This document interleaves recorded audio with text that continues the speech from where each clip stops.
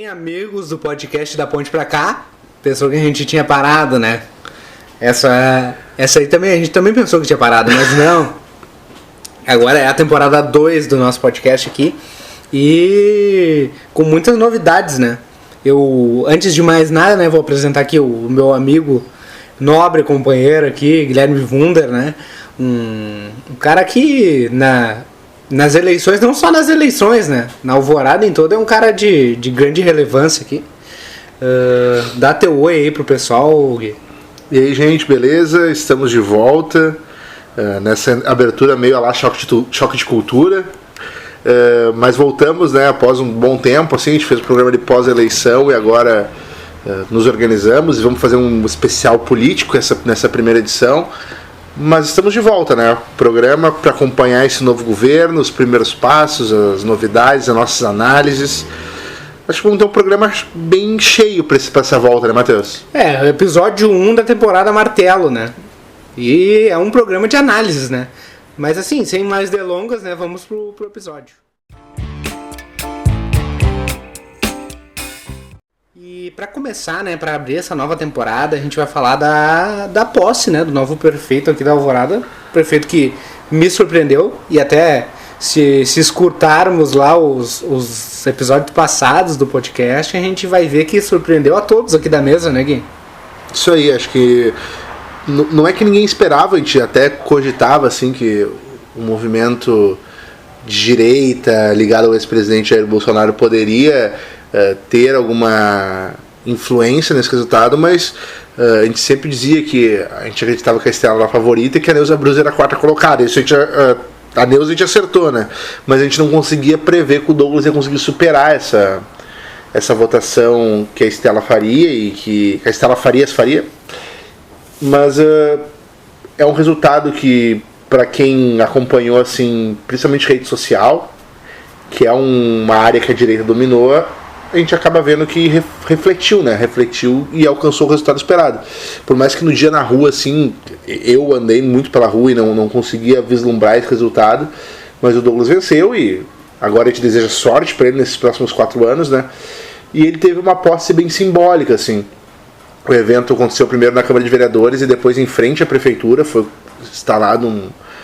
feita uma estrutura ali onde teve apresentações culturais e, ao invés de ser no Salão Nobre, como foi em anos anteriores, foi ali na rua que ocorreu a apresentação do secretariado, né? Dos novos secretários que tomaram posse do governo Martelo. Dessa vez foram 13 nomes anunciados, uma redução ainda não oficial, porque a gente não teve nenhuma reforma administrativa, né? Mas teve agora nomes a menos, né? E uma coisa que chamou a atenção muito das pessoas é não ser nomes políticos, sim nomes técnicos, né, Matheus? Isso aí foi o que mais chamou a atenção, né? A gente teve aí, como tu bem disse, 13 secretários já indicados, né? E hoje, pelo menos antes da reforma administrativa, eram 17 passos, né? Isso. Então isso já demonstra uma redução, né? Mais pra frente a gente também vai falar sobre outras questões aí orçamentárias, mas a gente vai deixar mais pra frente do programa.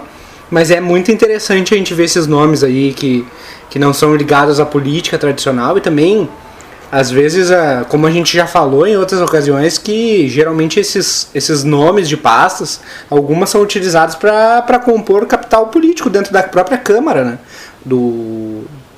Que o legislativo, às vezes, o executivo, na verdade, precisa, às vezes, né, dialogar com o legislativo e acaba cedendo algumas pastas, né? Não foi o caso desse primeiro secretariado do governo Martelo, né? Talvez mesmo até seja reflexo dessa votação que não estava no radar de ninguém, né? A gente até conversou várias vezes sobre que a decepção nossa foi o nome do Schumacher, né? Que estava muito bem cotado e acabou ficando lá atrás, né? A briga da Estela foi com o Martelo e o Martelo acabou sendo campeão, né? E daqui a pouco essa surpresa também se reflete no nome dos secretários, né? Agora o Gui vai falar de todos os secretários, né? Nome por nome e área de atuação, né? Não vou falar com tanto detalhe assim, mas acho que faz sentido isso que tu falou, sabe? A gente não sabe como estão sendo negociados outros cargos, né? Os cargos comissionados da prefeitura, daqui a pouco pode ser nesse segundo, terceiro escalão que está os cargos indicados para outros vereadores, a gente não sabe disso, mas o secretariado de fato, e isso reflete um pouco também como foi a nível federal o início do governo Bolsonaro, né? Só que daí a gente vai pegar o reflexo que teve um momento que ele teve que negociar com a Câmara e com o Senado, e daí acabou cedendo algumas pastas, aumentando e cedendo e tudo mais. Mas a gente tem nomes como Taisson Neves, que esse já tinha um histórico, tinha sido secretário de Desenvolvimento Econômico da Prefeitura, tinha sido candidato a vice na eleição de 2020. O Maurício Cardoso é um cara que já tinha uma experiência como presidente da Cial, já foi secretário em Porto Alegre. O Nato Verlang e o Beto Campar, que são os responsáveis pelo esporte e cultura. O Beto é um produtor cultural, tem um espaço de cultura na cidade, é músico na cidade. O Nato Verlang é lutador de jiu-jitsu, já participou de diversos editais. E a Secretaria de Cultura e Esporte acho que vai trabalhar um pouco com essa linha de editais, né, de fortalecer essa cena, de auxiliar os agentes culturais e agentes esportivos, mudando um pouco a cultura de como se fazer cultura e esporte no município. E assim, entre eles também, o secretário de Meio Ambiente também tem uma história com a pasta ambiental. O secretário de Segurança é um agente da SUSEP. O secretário de Educação é um cara que foi diretor do Colégio Militar. O secretário de Saúde também tem experiência na área da saúde. Então não teve num primeiro momento secretariado sendo indicado por ter sido candidato a vereador, ser suplente de alguma coisa, ser indicação. Até agora não tem. Talvez o coordenador de Defesa Civil, que é o Márcio Leandro, concorreu a vereador pela coligação do Douglas e do Valmor, seja o primeiro um cargo de alto escalão que tem uma relação política. Se diz que o Darcy Bart pode ser o secretário adjunto da Saúde, que também concorreu a vereador pelo PL, mas não houve esse anúncio ainda, até porque o cargo de secretário adjunto não existe, né? Mas o que chama a atenção das pessoas, principalmente do público geral, é isso. É um secretariado mais técnico e menos político, pelo menos nesse primeiro momento, né? Acho que um negócio que a gente deve ressaltar também, como tu falou ali da pasta do esporte, da cultura, né? E tu citou 2 nomes, né? E esse é o caso, né? O secretário adjunto hoje é um cargo que não existe, mas provavelmente na reforma vai passar a existir, né? Isso aí também é um cargo que pode ser que seja negociado, né? A gente não pode afirmar. A gente só pode afirmar mesmo do Beto e do Darcy um pouco, né? Por causa que são nomes que já foram aventados, ventilados, né? Até mesmo na comunicação ali, oficial do governo, né? Se falou ali, principalmente o Beto, né? Mas é interessante a gente ver quais serão os próximos passos e com a reforma já instituída, né? Pra gente poder falar melhor. Mas nesse primeiro momento até uma surpresa agradável, né? Até também tem que ver, né? Dependendo do cargo ali, o secretário pode ter uma experiência, mas também é difícil a gente dizer se ele tem experiência dentro do município de Alvorada, né? Porque tem especificidades dentro de municípios e a gente vê alguns nomes que não tiveram uma carreira consolidada dentro do município, né? Mas isso aí é só com o tempo para dizer o que deu certo e o que deu errado, né? A certeza é que essas pastas todas que começam não terminarão o governo. Isso é normal de todos os governos, né? A mudança de pastas, mudança de secretariado, né? Então é interessante a gente ficar monitorando essa estrutura do governo.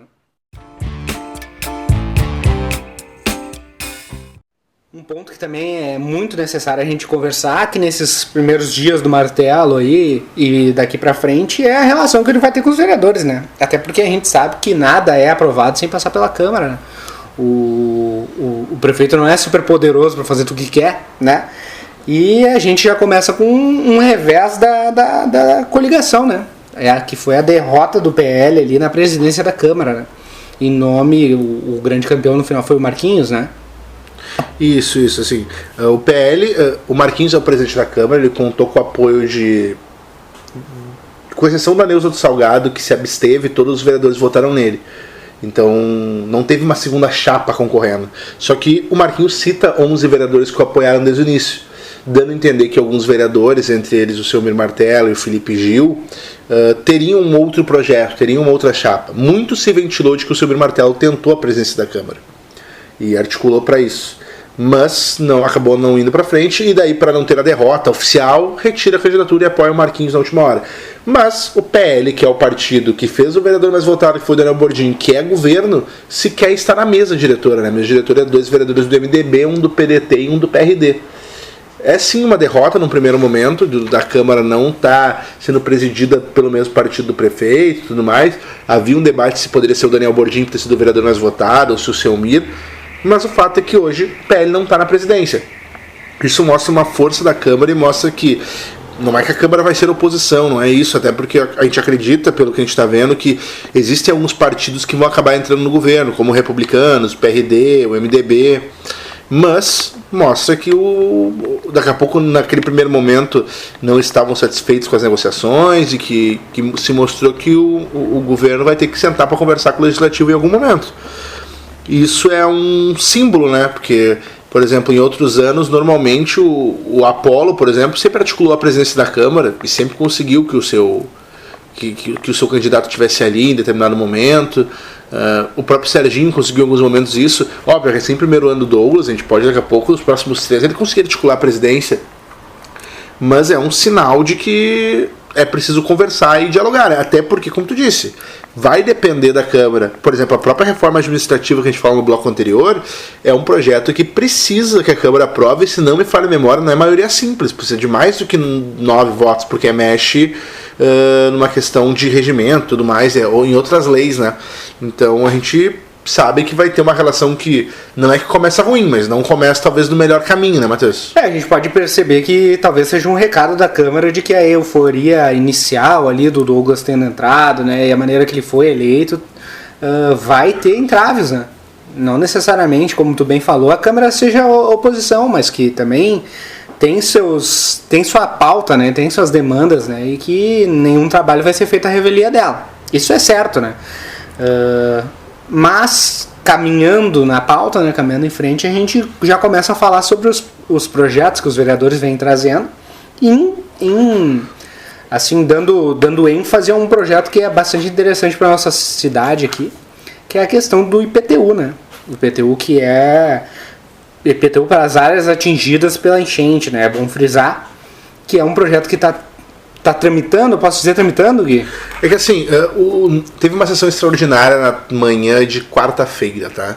Nessa sessão extraordinária foi aumentado o período de desconto do IPTU. O desconto do IPTU de 20% é só até o início de janeiro. O Martelo prorrogou os 20% de desconto até o dia 31 de janeiro. E manteve as outras faixas de desconto. Mas prorrogou a de janeiro, que é a maior. Só que esse debate do IPTU fez com que outros debates surgissem. Para quem não sabe, apesar que acho que quase ninguém, Alvorada foi uma cidade atingida pela enchente de maio de 2024. Muito atingida. E, na época, o vereador Selmir Martelo, do PL, que hoje é partido do prefeito, apresentou um projeto indicativo solicitando a isenção do desconto do IPTU para os moradores atingidos pelas cheias. Na época, a Secretaria da Fazenda fez esse levantamento, mas o projeto não foi apresentado e votado. Agora, os moradores da enchente estão recebendo seus carnês. E questionaram isso. E o vereador Clayton, que está em seu primeiro mandato, apresentou uma emenda, tentou apresentar uma emenda solicitando essa isenção. Essa emenda acabou não indo à votação, houve um acordo, até teve uma reunião já na própria quarta-feira com o governo para tratar dessa possibilidade de uma isenção, de um desconto, e está andando. Mas nos chama a atenção um pouco isso, né?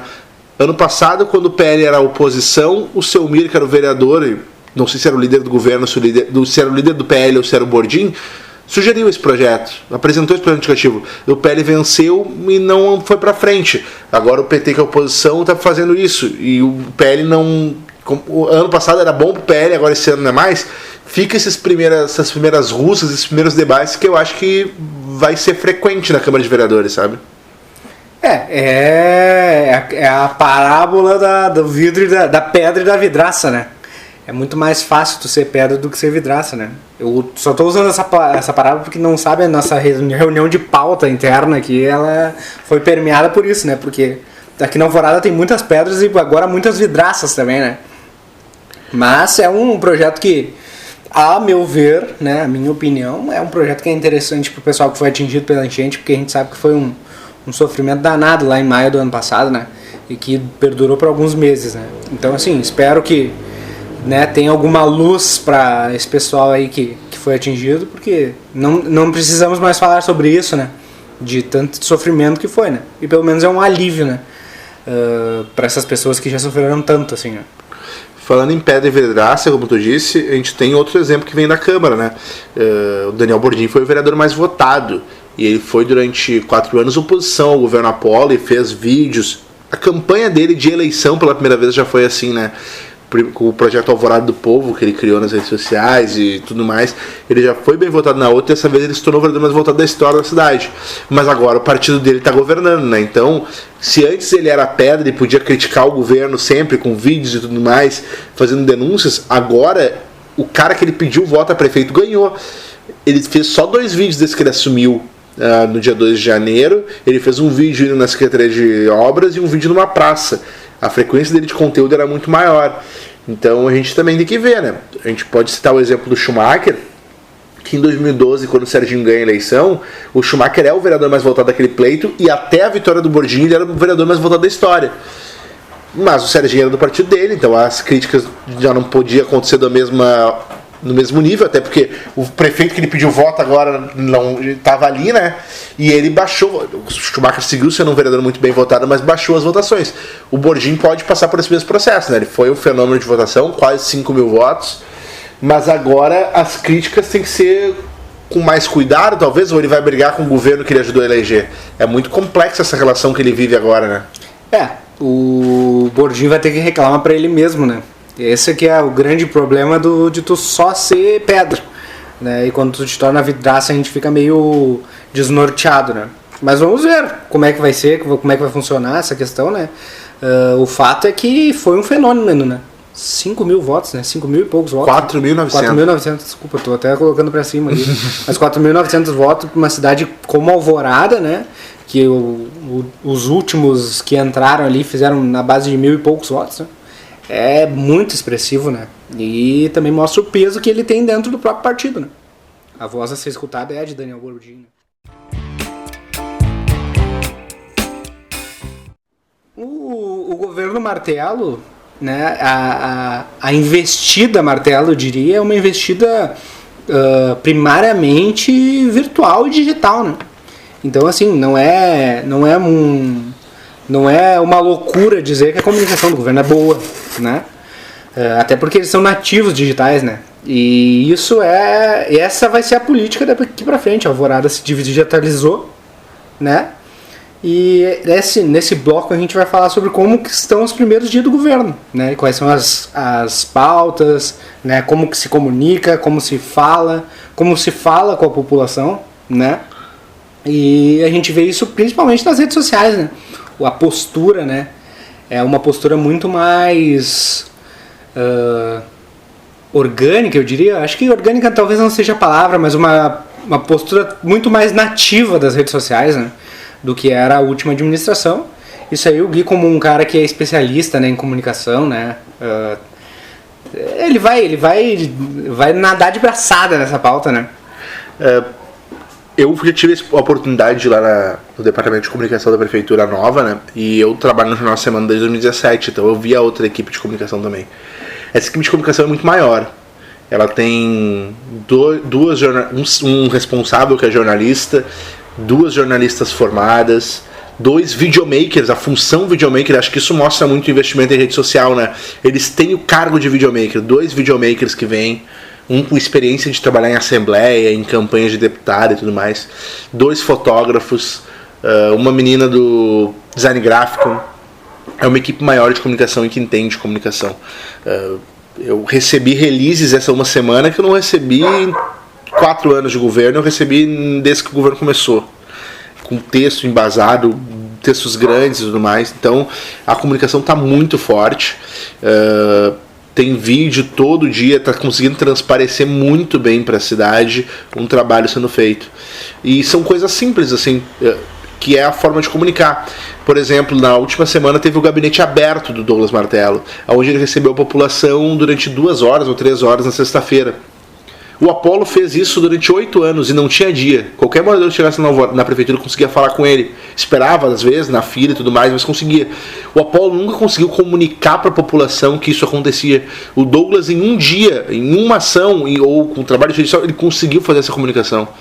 Isso mostra até uma questão mais ideológica de como a gente teve debates disso em grupos hoje, como a direita trabalha muito melhor a comunicação do que a esquerda. a nível político, assim, até nível nacional e estadual, e a gente está vendo isso municipal. Os vídeos estão muito bem feitos, o Douglas está conseguindo se humanizar a questão do gabinete da primeira-dama, que teve um vídeo referente à reabertura do espaço Compartilhe, que é um espaço que é administrado pelo gabinete da primeira-dama. Os vídeos nas ruas, tá indo pra rua. Então eu acho que é uma estratégia de comunicação que o Douglas vai adotar, já adotou durante a campanha e adota agora nesse mandato, de se aproximar de uma galera mais jovem, de se aproximar da rede social e tendo profissionais qualificados e com experiência, uma galera dessa equipe dele vem da Prefeitura de Canoas, que é uma cidade com mais dinheiro, com o Jair Jorge, que era um prefeito que já tinha concorrido, inclusive, a governador do estado. Então, ele vem com uma experiência, uma bagagem, uma equipe para usar a rede social para se comunicar e consegue muito bem, consegue fazer coisas. Repito, o gabinete aberto já existia, só que ele conseguiu comunicar tão bem que parece que é algo novo e parece que é algo novo na cidade, inovador para um prefeito estar fazendo isso. É muito legal, acho que ele tem que receber mesmo a população, mas isso mostra as estratégias de comunicação que ele está dando, como estão dando certo. Eu acho que isso é baseado em estudo e numa equipe qualificada, né? E é muito, muito interessante também a gente não pode falar, né? Porque a reforma administrativa ainda não passou, mas o gabinete, né, a Secretaria de Comunicação provavelmente vai ser absorvida pela Secretaria-Geral de Governo. Secretaria-Geral de Governo. Isso aí também indica que a comunicação é muito importante, é tão importante a ponto de que o líder do governo tem que estar ali dentro e junto da comunicação. Isso aí bota uma ênfase na comunicação, né? Pode parecer até estranho a gente falar isso porque vai acabar a secretaria, né? Mas não, é um movimento para que tu possa controlar cada vez mais a comunicação, né? Botando foco no que realmente é importante para o pessoal que entrou, que realmente esse pessoal do Douglas, eu tenho certeza que vai fazer qualquer coisa, mas vai ser muito bem documentado e muito bem colocado nas redes sociais. Não, com certeza, assim, até pautas mais populares, assim, por exemplo, limpeza de rua, um choque de gestão e zeladoria, que é um termo que o Douglas está usando. Ele tem vídeo dele andando pela avenida ou andando próximo à pista com o secretariado e já mandando arrumar, sabe? E isso é uma coisa que é uma pauta popular, porque é a limpeza da cidade, é tapar o buraco, é ir visitar as secretarias, que era uma coisa que o Apolo não tinha tanto esse hábito, mas que mostra que o Douglas tá saindo do gabinete, que era uma coisa que se cobrava muito do antigo prefeito. E essas pautas mais populares, o próprio carnaval, hoje mesmo teve uma postagem que é uma dúvida muito, porque o carnaval é uma festa popular mais ligada à esquerda do que à direita, talvez, mas hoje o gabinete da Secretaria de Cultura e Esporte recebeu o pessoal do carnaval, então o carnaval a princípio vai sair, mas é isso, a comunicação está sendo muito bem feita, tanto na questão digital, como tu disse, vídeo, foto, principalmente vídeo, assim, o cara tem 2 videomakers, mostra um pouco isso, mas também a parte de comunicação com a imprensa, releases longos, detalhados, com muita informação, que isso era uma coisa que a gente sentia falta antes, falo como imprensa, agora está acontecendo. Mas a gente precisa também fazer outras análises, né? O Apolo, beleza, era um cara que tinha o hábito de não sair do gabinete e se elegeu e reelegeu. O Serginho era um cara que ia muito pra rua. Eu trabalhei na administração, ele fazia vistorias quase que diariamente em obras e tudo mais. E não foi um governo bem avaliado pela população. Então só tu ir pra rua também não é o significado, o sinônimo de sucesso. Mas, num primeiro momento, eu acho que o grande destaque é isso. A gente já falou de secretarias técnicas antes, a gente já falou da redução e tudo mais, mas o foco em comunicação, o investimento que está sendo feito em comunicação, visando até longo prazo, acho que visando até a carreira do Douglas política, sabe? Não é o Douglas prefeito em Alvorada talvez seja um degrau, eu vislumbre coisas maiores na vida dele política, daqui a pouco a Assembleia, daqui a pouco a Câmara dos Deputados, e eu acho que o jeito que ele comunica, ele tem um movimento da juventude, da direita, que abraçou ele e que ele conseguiu, com uma equipe qualificada, se comunicar e comunicar coisas simples de forma muito bem feita para a comunidade que tem acesso às redes sociais dele.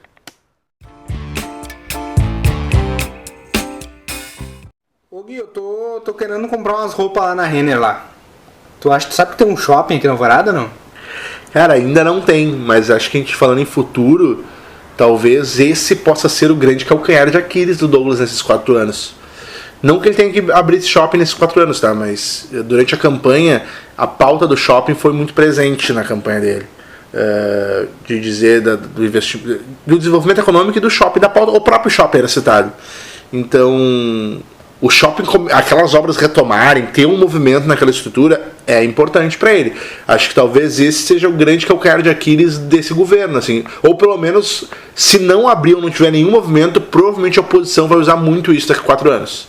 Porque a questão do shopping foi uma questão muito batida, né? O shopping virou um ícone, né? Aquele... É o elefante branco da Alvorada, aquilo ali, né? O elefante laranja. Porque a gente chega na cidade pela entrada ali do supermercado ali, a gente vê, né? Não é impossível esconder aquilo ali. E na campanha o Douglas foi lembrado como candidato do shopping, né? Que dizia que ia desenrolar aquilo ali, ia fazer acontecer e tal. E o pessoal acho que vai querer cobrar, né? Principalmente, não só disso, né? Desenvolvimento econômico. Na campanha, nas entrevistas da campanha, o Douglas disse que ia trazer novos investimentos para a Alvorada, né? A gente espera que isso aí se traduza em realmente ações efetivas, né? Mas também, claro, a gente sabe, já foi conversado aqui no podcast sobre o imbróglio do shopping ali, que é uma coisa muito complicada, ninguém quer meter a mão naquele vespeiro ali. E esperamos que o governo seja um facilitador para aquilo ali tudo, né? Não, por isso, eu acho que, tipo assim, concluir essa obra em 4 anos, porque tem muita coisa para destravar, talvez não seja possível, mas tem que ter um movimento, tem que ter novidade sobre aquela obra, porque, repito, ele usou isso muito em campanha, não que ele prometeu, vou abrir o shopping, não, mas ele tinha discursos que envolviam a inauguração daquele espaço. Então é muito importante. Acho que outro ponto importantíssimo dele é a reforma administrativa se confirmar. Ele propôs sempre redução de cargos e redução de gastos.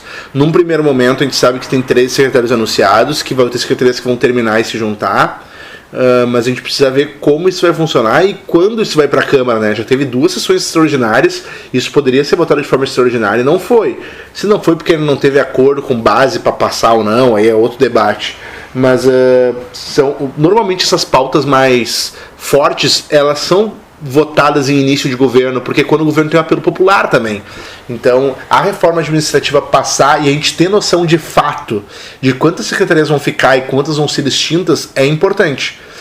Além disso, também é importante a gente entender a questão de gastos, né? Porque, beleza, vamos diminuir o número de secretarias, mas se fala na criação do cargo de secretário adjunto, que é um salário mais alto que o de superintendente, que hoje é o segundo na escala, né?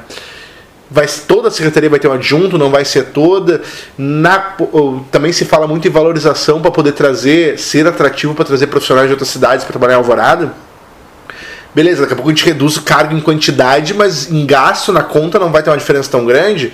Ou a gente viu exemplos em outros lugares. O governo extingue secretarias no início, mas precisa recriar depois ali na frente para poder negociar. O próprio Apolo extinguiu secretarias e depois criou outras depois. O Serginho tinha direitos humanos que o Apolo não tinha. Mas depois o Apolo criou a comunicação, dividiu o governo entre governo e gabinete.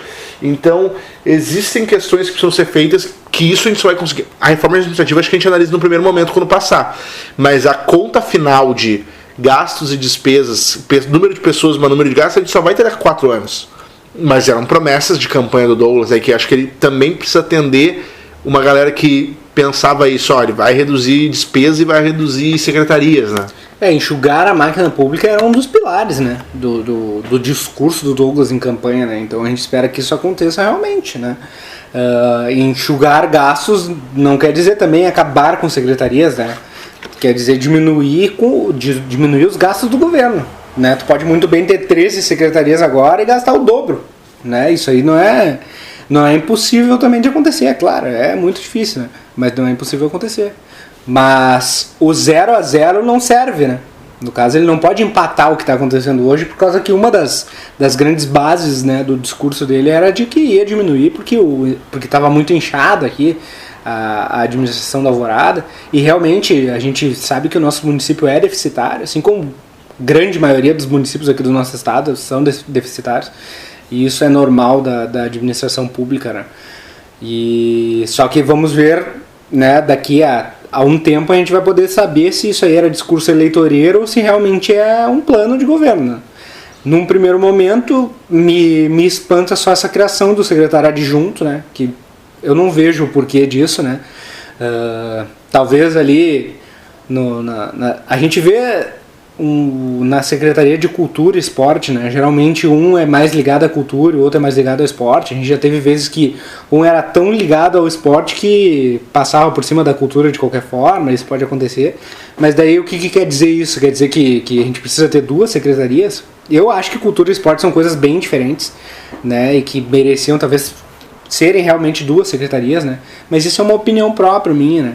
Agora tem que ver o quanto que vai ressonar esse secretário adjunto e qual que é a real força que tem, né, dentro dessa pasta, né? Se ele vai se reportar ao secretário, vai fazer outro trabalho, mas daí o orçamento também é difícil de se dizer qual que vai ser o foco da secretaria, né? Isso aí tudo a gente vai ter que fazer essa análise durante o governo, né? O que está funcionando, o que não está funcionando, para a gente poder saber o que realmente é efetivo, né? Eu até achava que de fato a máquina estava inchada, sabe? Por exemplo, tinha a Secretaria de Planejamento e tinha a Secretaria de Habitação separada. Uma era Habitação e Regulação Fundiária, outra era Planejamento e Gestão Urbana. De fato poderia ser uma secretaria só, que é o que vai acontecer agora, né? A Cíntia responde pelas duas, a princípio, é o que tudo indica. Secretaria de Obras, que cuidava das obras, Secretaria de Serviços Urbanos, que cuidava de limpeza e postes e tudo mais. Pô, algum departamento da limpeza de praça poderia estar junto com a Secretaria de Meio Ambiente daqui a pouco, ou poderia estar junto com o esporte, já que muitos desses espaços são espaços poliesportivos, né? Então, de fato, acho que estava inchado algumas secretarias, não precisava existir tanto. Eu vi uma secretaria de governo e uma secretaria de gabinete de relações comunitárias, que poderia estar junto, como vai estar, é o que tudo indica, né? Mas acho que é isso que pesa, assim, um pouco. Acredito que isso vai reduzir, não vai diminuir as secretarias, acho que vai ficar ali entre 13, talvez 14. Tem que ver se esses adjuntos, como é que vai funcionar. Tu citou o exemplo da cultura e esporte, eu acho que faz sentido, mas na saúde, se diz do Darcy, por exemplo, o Darcy e o Jacques são dois caras envolvidos com a saúde. Por quê? Porque dois, entende?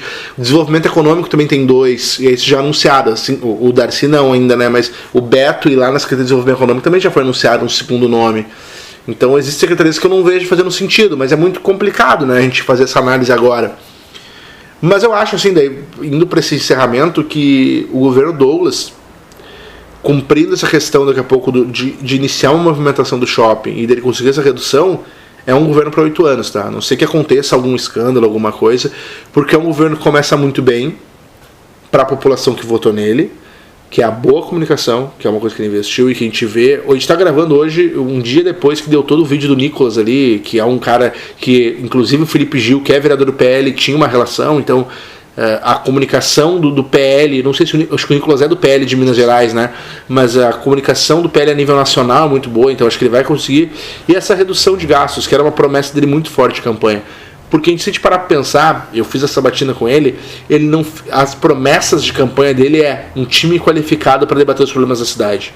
Ele nunca anunciou, ele fala que vai construir 2 postos de saúde, se não me falha a memória, mas ele não anuncia uma obra muito miraculosa e tudo mais. Não, ele anuncia quando o time assumir, nós vamos trabalhar nas pautas e ver. E ele está fazendo isso. Então, a tendência é que seja um governo bom e de 8 anos. A não ser que, óbvio, aconteça alguma coisa que fuja da nossa projeção inicial, né? Coisas, né, estranhas acontecem nesse município também, né? Mas, ao que tudo indica, eu acho que tu tá correto mesmo, assim. O Douglas, até esse exato momento, temos o que? 16 dias de governo, né? Isso. Não saiu nada dos trilhos do que ele prometeu, né? Claro, ainda tem muito chão pela frente, né? São 4 anos, assim. Mas a comunicação realmente vai ser um dos pilares desse governo. E se a comunicação continuar boa, assim, né, eu não duvido mesmo que seja um governo de 8 anos, né? Tudo depende também da articulação da oposição, depende de vários fatores e tal, mas num primeiro momento, assim, meio quente a análise, a gente pode projetar isso mesmo, né? Eu também projeto que vai ser um governo que vai ter uma avaliação boa pela população, né? Até porque, como tu bem disse, né, ele não prometeu nada muito miraculoso assim na campanha, né? Ia conversar, montar gabinete quando entrasse lá e ver quais são os problemas do governo. Deixando essa brecha também tu não promete nada, né? Acho que o único marco mesmo que prometido, até não por ele, mas por um imaginário popular, é a questão do shopping, né? E como tu falou, é o calcanhar de Aquiles da administração se eles não fizerem nada. Pelo menos uma tinta, né? Naquele negócio, sei lá. algumas lojas prontas, alguma coisa assim, né? Só que o problema é além do município, né? Não é só aquilo ali, né? A gente podia fazer um episódio inteiro falando só sobre o shopping, né? E foi colocado a mão nesse vespeiro, né? Vamos ver como é que ele vai se sair, né? Estamos chegando ao fim, né, de mais um programa, né? O primeiro dessa segunda temporada, temporada 2 aqui do podcast da Ponte Pra Cá, né? É um programa mais analítico esse, né? Até porque não aconteceram tantos fatos ainda, né? Mas mais projeção também, né? Mas acredito que vai ter bastante coisa para se conversar nos próximos anos aí de Alvorada, né? Fica aqui o meu abraço a todos que nos escutaram e que pensaram que a gente não ia voltar. Agora, com o tempo, a gente vai voltando à nossa programação normal, né? E de pautas, de novo, pautas mais da cidade, não só política, né? Sim, umas pautas mais amplas, né? O que tá acontecendo aqui na cidade, não. A gente vai conversar ainda com os nossos colunistas que estão numas férias aí, né? Já tá na hora deles balançar essa poeira aí, ver o que eles têm a falar, porque são duas pessoas que têm bastante coisa a falar e são dois mestres, né? Quando eles falam, a gente escuta, né? Mas assim, fica o meu abraço, um abraço pra ti também, Gui. E que a gente consiga, né, voltar. Não vamos prometer nada, né? Não vamos sair prometendo, que a última vez que a gente prometeu a gente não cumpriu. Quando a gente não promete é melhor, porque daí parece que a gente faz as coisas mesmo. Mas é isso aí, gente. Estamos de volta e teremos um ano de muito trabalho. Até mais.